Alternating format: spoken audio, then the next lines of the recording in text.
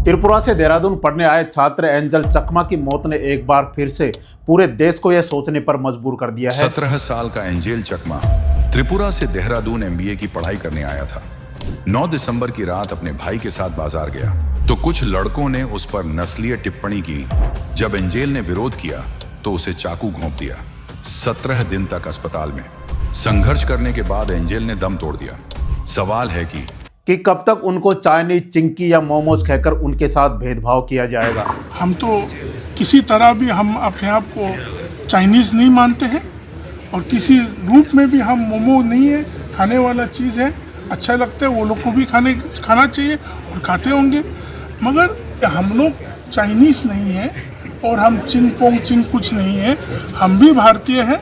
हाँ, स्थान से हम अरुणाचली है, हम नागा हैं, हम मणिपुरी है, हम त्रिपुरा के हैं, मगर हम भारत वंश का एक अटूट सेना। पूर्वोत्तर भारत के लोगों के साथ ऐसा नस्लीय भेदभाव कब तक चलता रहेगा? ऐसा सौतेला व्यवहार उनके साथ क्यों किया जा रहा है? जबकि पूर्वोत्तर भारत तो हमारे लिए बहुत महत्वपूर्ण है। पूर्वोत्तर भारत ने हमें बहुत सारे महान अंतर्राष्ट्रीय खिलाड़ी दिए हैं, मैरी कॉम जैसे खिलाड़ी दिए हैं, बाओचुंग भूटिया जैसे, सुनील छेत्री जैसे बहुत सारे फुटबॉल के खिलाड़ी भी दिए हैं, बहुत सारे एथलीट भी उन्होंने दिए हैं। लेकिन एंजल चकमा की मौत से इस समय पूरे पूर्वोत्तर भारत में काफ़ी गुस्सा है और वहाँ के लोगों में इस समय काफ़ी रोष है। उनका यही कहना है कि हम भारतीय हैं, लेकिन क्या हमारे बच्चे नॉर्थ इंडिया फिर साउथ इंडिया में पढ़ने नहीं जा सकते? क्या हम दूसरे राज्यों में घूमने फिरने नहीं जा सकते? ये कौन तय करेगा कि हम भारतीय है कि नहीं? आप ये भारतीय का परिभाषा क्या है? मैं ये पूछना चाहती हूँ सभी भारतवर्ष के लोगों से कि भारतीय का परिभाषा क्या है? हमें क्या करना पड़ेगा दिखाने के लिए कि हम भारतीय है?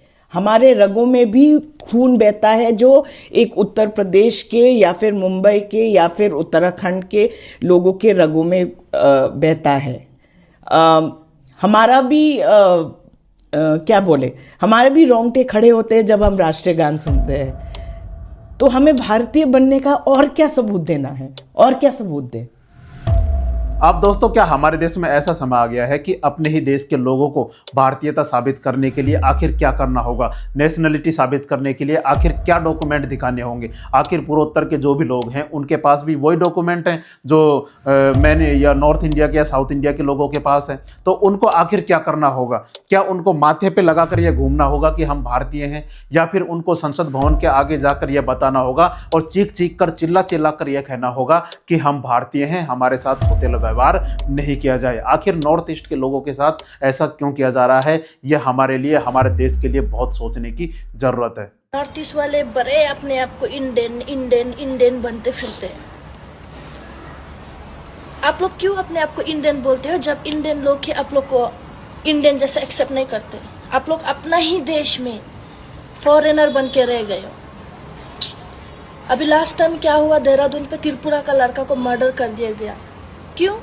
क्योंकि वो 4 बंदे ने उसको चिंकी बोला, जब जाके बोला उसको कि हम चिंकी नहीं है, हम इंडियन। हमारा देश तो विविधताओं में एकता रखने वाला देश है। हमारे यहाँ पर सभी धर्मों, सभी जाति, समुदाय, रहन सहन, खान पान, संस्कृति, वेशभूषा सभी को एक साथ लेकर चलने वाला देश है। क्या एंजल चकमा को इसलिए मार दिया गया कि वह चाइनीज जैसा दिखता है, या फिर उसकी आंखें छोटी हैं, या फिर कुछ और है, या फिर उसका जन्म नॉर्थ ईस्ट में हुआ है? ऐसा क्यों? तो कल हमारे साथ भी ऐसा हो सकता है, इसकी क्या गारंटी है? पुलिस प्रशासन हमारे साथ कहाँ पे रहता है? इस बात की जिम्मेदारी पुलिस प्रशासन की होनी चाहिए। और आज त्रिपुरा के कई छात्र हमारे साथ मौजूद हैं। हमारा संविधान हमें समानता का अधिकार देता है। आर्टिकल 15 ये कहता है कि किसी भी व्यक्ति के साथ उसकी जाति, उसके धर्म, उसके जन्म स्थान या फिर लिंग के आधार पर कोई भेदभाव नहीं किया जाएगा। तो फिर नॉर्थ ईस्ट के लोगों के साथ ऐसा भेदभाव क्यों किया जा रहा है? क्या हमारा संविधान कमज़ोर पड़ गया है? उनके साथ हमेशा उपेक्षा की दृष्टि से क्यों देखा जाता है? चाहे हमारे देश की कोई सी भी पार्टी की सरकार हो, वो नॉर्थ ईस्ट को हमेशा ही इग्नोर करती आई है। क्या वो केवल वोट बैंक के लिए ही रह गए हैं? ये हमारे लिए बहुत सोचने की ज़रूरत है। हम लोग चाइनीज जैसा दिखता हुए तो क्या हुआ? हम लोग तो दिल दिमाग शरीर से इंडियन है। हम लोग मोमो जैसा आदमी लोग हम लोग को मोमो मोमो बोला था, क्या हुआ? हम लोग का दिल दिमाग सब कुछ इंडियन है, खून भी इंडियन है, पसीना सब कुछ, खाना पीना रहन सहन सब कुछ इंडियन है ना चच्चू, हम लोग इंडियन है। एक पिता जो फौज में है, बीएसएफ में है और हमारे देश की सरहदों की रक्षा के लिए सीमा पर तैनात है, उसने भी सपना संजोया होगा कि उसका बेटा पढ़ लिख कर एक अच्छा इंसान बनेगा, पढ़ लिख कर हमारे बुढ़ापे का सहारा बनेगा। लेकिन उसको क्या पता था कि जिस देश की रक्षा के लिए वह सीमा पर खड़ा हुआ है, उसी देश में उसके बेटे को इस आधार पर मार दिया जाएगा कि उसका जन्म कहाँ पर हुआ है, पूर्वोत्तर में हुआ है और साथ ही वह चाइनीज जैसा दिखता है। आखिर क्या बीती होगी उस पर, उसी की जुबानी से अगर हम सुने। मेहनत किया सर, बस मैं मजदूरी किया, मैं गरीब परिवार से हूँ सर। अभी मैं बच्चा को इसलिए कोशिश किया थोड़ा लाइफ बना दूँ। मैं तो पूरा ज़िंदगी में शरत में ड्यूटी करते रहा, रात को 6 घंटा, दिन को 6 घंटा, हम 24 घंटा ड्यूटी करते हैं सर। एक माँ जिसने अपने बेटे के अच्छे भविष्य के लिए कामना की होगी, आखिर क्या बीती होगी उस पर जब उसने पहली बार सुना होगा कि उसके बेटे को नस्लीय भेदभाव के आधार पर देहरादून में इस तरीके से मार दिया जाता है। क्या अगर उसको पता होता तो क्या वह पहले ही पढ़ने के लिए भेजती? क्या नॉर्थ ईस्ट में शिक्षा नहीं थी? वहाँ पर भी थी, लेकिन अच्छी शिक्षा के लिए उन्होंने अपने बेटे को वहाँ पर भेजा था। मेरा बच्चा कैसे मर गया मेरे को समझ में नहीं आ रहा है। मेरा बोला मम्मी मेरे को एप्पल चाहिए, पानी चाहिए, मैं कुछ दे नहीं पाई उसको। चिरा रहा था मोमो, चाइनीज ऐसे बोला। तब मेरा छोटा बेटा ने भी बोला भैया ये ऐसे क्यों बोल रहे हो, ऐसे बोला। उन लोग अचानक माइकल को हमला कर दिया। वहाँ के लोग हमेशा कहते हैं कि हम देशभक्त हैं और भारतीय हैं और जागरूक नागरिक भी है, लेकिन हमारे देश में ये कब तक चलता रहेगा? कभी नॉर्थ इंडिया को लेकर, कभी साउथ इंडिया को लेकर विवाद चलता रहता है, कभी हिंदी भाषा को लेकर साउथ इंडिया में विवाद चलता रहता है, कभी यूपी बिहार के लोगों को महाराष्ट्र में घुसने नहीं दिया जाता है। आखिर आज़ादी के इतने वर्षों के बाद भी हमारे देश में ऐसा क्यों हो रहा है? अगर हो रहा है तो इस व्यवस्था को बदला क्यों नहीं गया? क्या हमारा संविधान पूरी तरीके से हमारे पूरे देश में लागू नहीं है? अगर लागू भी है तो क्या उसका सख्ती से पालन क्यों नहीं किया जा रहा है? समाज में ये जो अपने से कोई परे हो, कोई अलग हो, उसके प्रति अमानवीय व्यवहार करने का जो ये रुतबा है, इसको कैसे बदला जाए, इसको लेकर सरकार को सोचने की जरूरत है।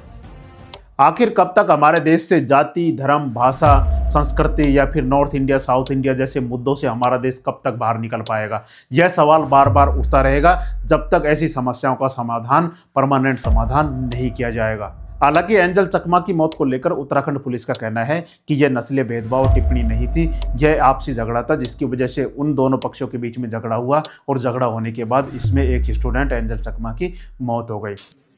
एक बहुत ही ट्रेजिक और सैड इंसिडेंट हुआ था जिसमें नौसिर का एक बालक है जो यहाँ पर जो है स्टडी कर रहा था और उसका एक भाई था। उनकी जो है एक ग्रुप के साथ जो 6 लोग थे वहां पर, और हॉट क्लैश हो गया था और क्लैश के बाद जो है इंसिडेंट में वो इंजर्ड हुआ था। इंजरी के बाद उसकी जो है हॉस्पिटल में जो है 12-13 दिन बाद जो है इसकी वहां पर डेथ हो गई थी। चूंकि जैसी शिकायत ये नेक्स्ट डे प्राप्त हुई थी, इस पर पुलिस द्वारा इसमें प्राइमरी चूंकि अज्ञात में इसमें कंप्लेंट दी गई थी, तत्काल पुलिस ने मौके के जाकर सीसीटीवी और अन्य लोगों से जानकारी की। लेकिन दोस्तों एंजल चकमा के जो भाई ने कहा, उसने दोनों भाई साथ में थे, एंजल चकमा और उसका भाई दोनों साथ में पढ़ते थे और दोनों साथ में ही थे। तो उसका जो भाई था एंजल चकमा का, उसके भाई ने कहा कि हमारे साथ नस्लीय भेदभाव किया गया, हमें चाइनीज, मोमो, चिंकी सब कुछ कहकर बुलाया गया, जिसकी वजह से हमारे बीच में झगड़ा हुआ था। ये चिंकी उनकी मेरे को थोड़ा सा रेसिज्म कर रहा था, तो मैं थोड़ा अपने तरफ से अपने सेल्फ डिफेंस मतलब थोड़ा बोल रहा था कि भैया क्या हो गया करके उधर पे।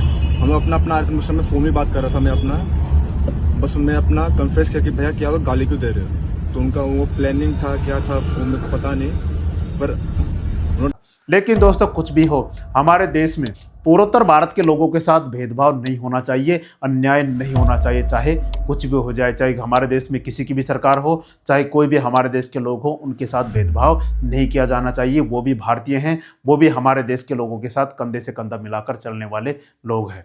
दोस्तों आपको क्या लगता है, आप एक बार कमेंट करके ज़रूर बताएं, और जानकारी अच्छी लगी हो तो हमारे चैनल को लाइक एंड सब्सक्राइब जरूर करें। जय हिंद, जय भारत।